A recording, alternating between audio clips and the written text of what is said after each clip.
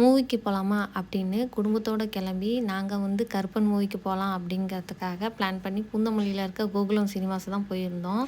நாங்கள் என்னமோ அதிசயமாக 1 ஹவருக்கு முன்னாடியே கிளம்பி போனதுனாலயோ என்னமோ தெரில, எங்களுக்கு வந்து டிக்கெட் கிடைக்கல. நாங்கள் வந்து 7 மணி ஷோவுக்கு போகலாம் அப்படிங்கிறதுக்காக போயிருந்தோம். டிக்கெட் இல்லாதனால 10 மணி ஷோ தான் இருக்குன்னு சொல்லியிருந்தாங்க. சரி அதுவும் முடிஞ்சிருமே அப்படிங்கிறதுக்காக டிக்கெட் வாங்கிட்டு இருட்டாகிறதுக்கு முன்னாடி ஃபோட்டோஸ் வீடியோஸ் எடுக்கலாம் அப்படிங்கிறதுக்காக அதையும் எடுத்துட்டு 3 ஹவர்ஸ் என்னடா பண்ணுறதுன்னு தெரியாமல் பக்கத்தில் இருக்க ஜூடியோக்கு போயிருந்தோம்.